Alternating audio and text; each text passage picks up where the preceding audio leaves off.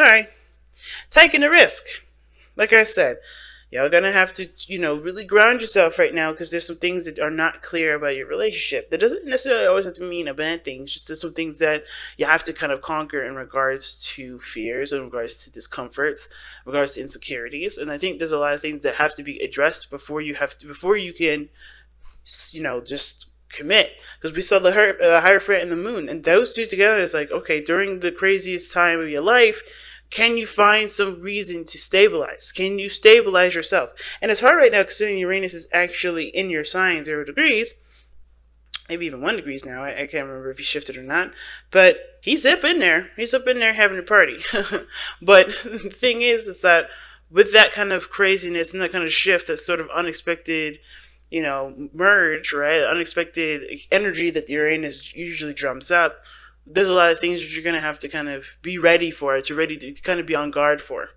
And not necessarily to resist, but more to understand what's happening and to adjust accordingly. Because the Hierophant is the fifth card of the major arcana, but that also talks about structure, organizations, boundaries, commitment. They talk about all those things. And the thing that's interesting to me is that it's a contradiction, that card, in my opinion. Because usually you change what you need to change, so then you can stabilize based off of that change. This is the same difference.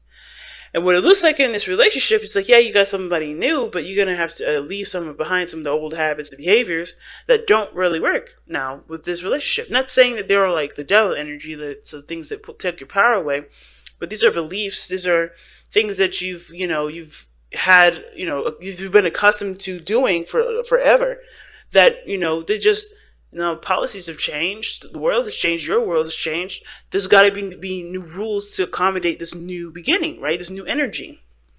So it makes sense. So the underlying energy is about you. The King of Pentacles is all about you. Now, at the same time, it could indicate that here, this could also just indicate that this is about stabilizing.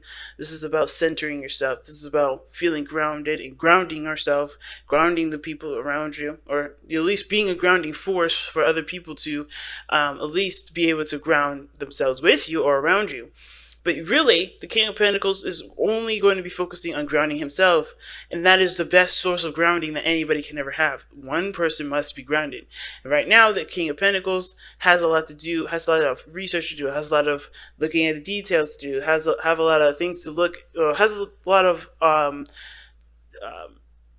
things to look into in regards to what is of value to him and what isn't, right? So why we have the King of Pentacles as the underlying energy? Well, the seven of Wands. It's interesting because Aries got the the Hermit in the Seven of Wands, and you guys have the King of Pentacles in the Seven of Wands. I think it's more to pursue happiness rather than to protect yourself, okay? Because right now, it's not necessarily, I don't think you guys are being the King of Pentacles. The reason why the King of Pentacles is coming up because you're protecting yourself.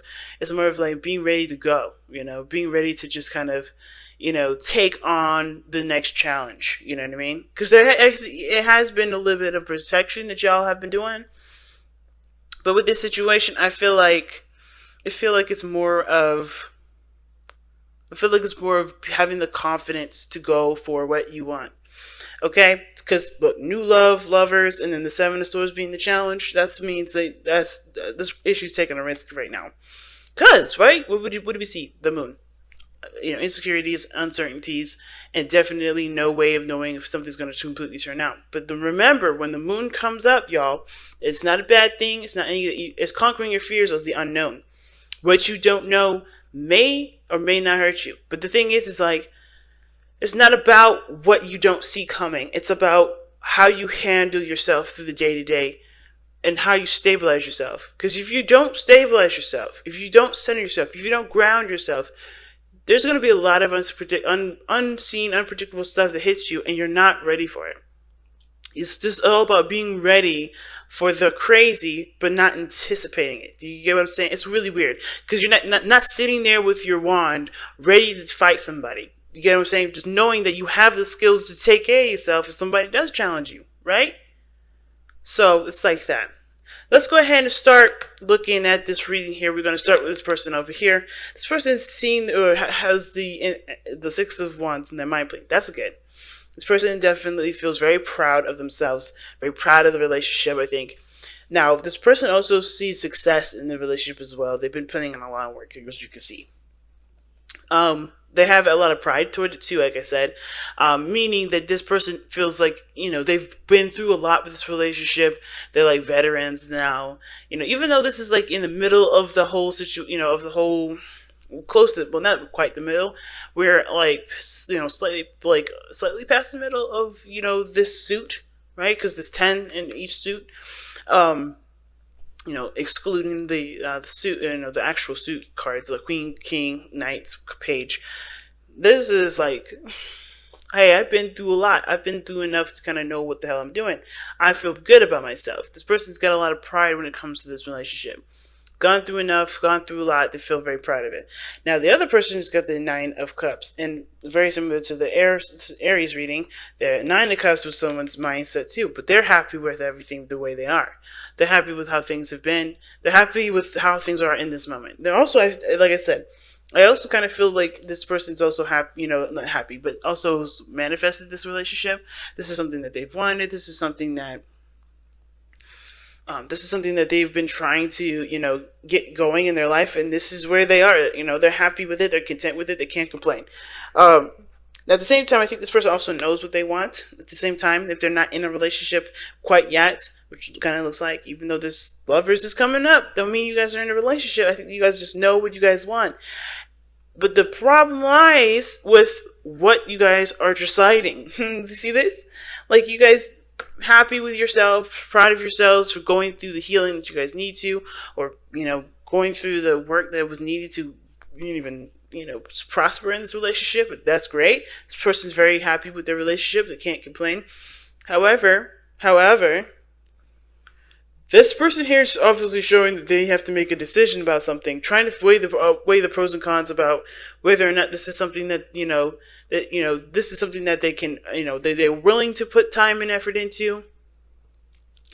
What is the value? Weighing the value of it, and the other person's trying to figure out if this is something that they can continue to push forward in, or they're trying to look for.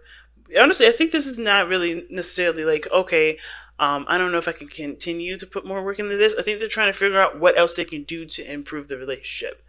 Because they have done good work and they know it, and the relationship has definitely benefited in that regard because of the work that they've been putting in. They're just having a hard time figuring out what else needs to be done. Okay, because there's nothing that needs to be done at this point, right? There's a lot of waiting, there's a lot of patience. And this person is great and happy with how well everything's improved, but there's not much they can do at this moment other than to focus and look within themselves. I think that this person is like very prideful, takes a lot of pride into putting work into something, whether that's helping people, whether that's improving some sort of project, whatever. But I don't know if this person really looks within themselves sometimes. Like, really centers themselves and looks within the self, okay? Because this is all about value. I think this person gets a lot of their worth from doing stuff. And now that there's nothing outside of them that needs to be done, they're kind of like, well, what the hell am I going to do? They're proud only, I feel like, because they've done the work. They've done a lot of things. Sure, it hasn't gotten them to where they want to be, but they're happy with it. But the thing is, too, it looks like they're getting a lot of justification from the projects that they've been putting in. Not necessarily about having pride in regards to how they're, in regards to what they're worth, So this is having a lot to do with looking back now, right? Looking at the self, looking at who they are. New love is good, but new love can only come if there is something, if there's room to receive it.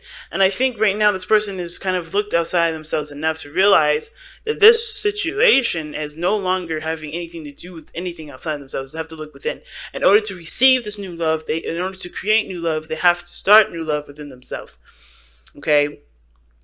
And the same goes with this individual here. They're looking at, the weighing the pros and cons. That's why I see the Two of Pentacles as. I know sometimes people say it's juggling situations, juggling two people. I'm not seeing no cheating. But what I am seeing, though, is this is like them trying to figure out, weighing the pros and cons of whether or not this is something that is, good for them or not, rather than looking at what they want. Like I said, they know what they want already. The Nine of Wands, the Knight of Cups indicates that.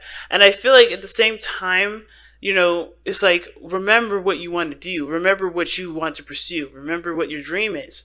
Is any of these options, are these options here presenting you with what you want. Now, at the same time, with Two of Pentacles being juggled like that, I kind of get a sense that this person may be procrastinating. Trying to keep the balance of a situation, hoping some situation would pass, some situation would come up, but then it's not going to pass because they're, this is something that they want. This is, at the end of the day, this is about pursuing what makes you happy, by investing the time into what your heart's desire is. And this person may be procrastinating with the Two of Pentacles. But the reason why the Two of Pentacles is even coming up for this person, as well as the Nine of Cups, is we have the Five of Swords. Okay? So the Five of Swords is something that's a little bit difficult to read sometimes, considering the circumstances. But I don't think there's any fighting or any brawling. I think there's a lot of people that have felt defeated in their last endeavors, their last ventures and relationships.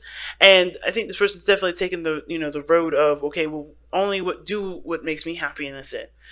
The Five of Swords can indicate too that this can it can indicate that there's not people around them that's looking to sabotage, but they're kind of conscientious of other people doing doing things that will perhaps sabotage them.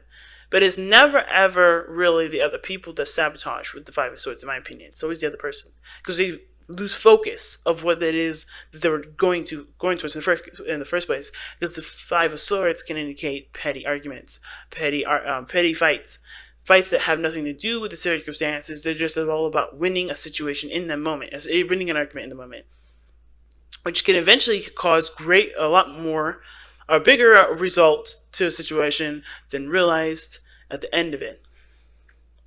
So I feel like this person's seeking to kind of get what they want, getting happiness, or finding something that is actually going to be a success, because they, like I said, they may have had some sort of falling out in the past with somebody. They may have been either cut ties with somebody, or there's some situation that made them feel like they were defeated, or they may feel like it was a failure. And that's just why they're weighing the pros and cons of whether or not, okay, this is what I want. If this relationship is what I want, is it worth pursuing? Is this something that I can actually grow and manifest into something beautiful? Two of Pentacles. Because they don't want to put their time and effort into something or into someone just to be feeling defeated all over again. Just to feel like they've lost out or they missed out again.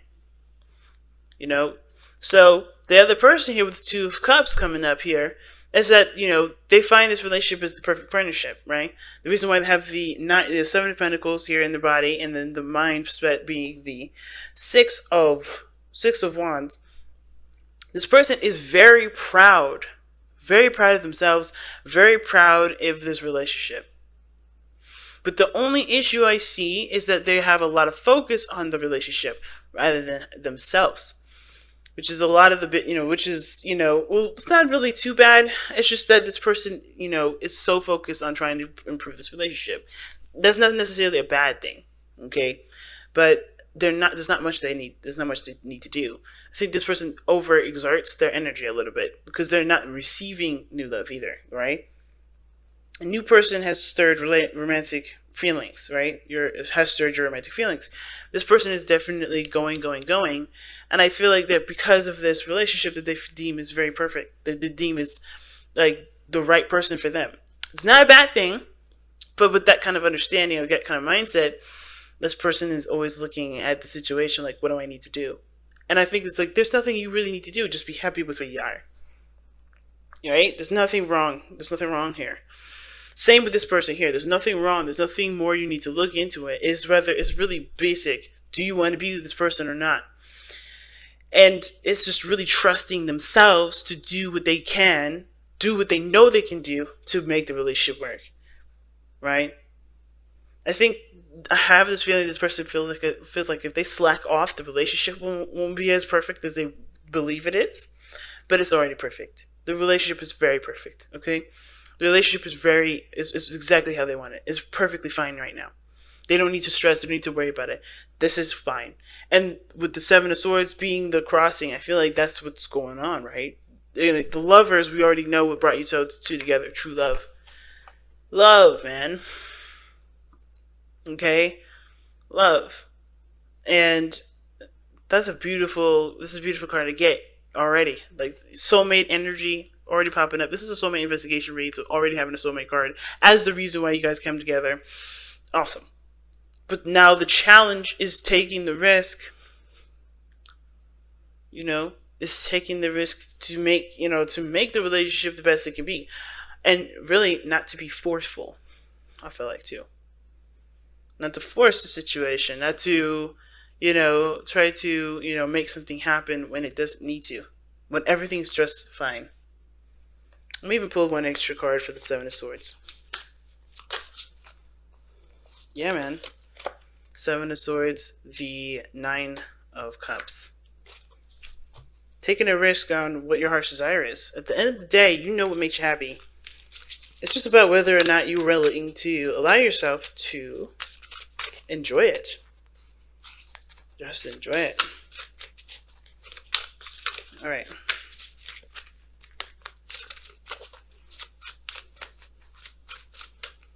Alright, so you guys have surrender your belief in not secrecy, it's scarcity. Ooh, scarcity. Alright. The universe. Okay. I was smelling some sage there for a second. The universe is asking you to open to the infinite nature of abundance. In this way, you can remove blocks in your life and succeed beyond your wildest dreams. Like I was saying, don't be like, hey man, everything's perfectly fine right now. What is there needed? What extra stuff is needed to be done? Blocking yourself by trying to figure out if this is something worth pursuing when you already know it is, or knowing what it isn't, right? For you, you already know the truth. What makes you happy? This relationship. Regarding the relationship, this is what this is about. The mind plane. It makes you happy. Why not continue? Why not just allow it to just, why don't you allow yourself to just enjoy it? And then at the same time, what other work needs to be done? Why can't you just enjoy the moment? Why can't you just be in the moment? Don't worry about what needs to be done at this moment. Worry about how you've been enjoying it. Where have you been delegating or pushing your time into? You know what I mean? Have you been spending time with this person?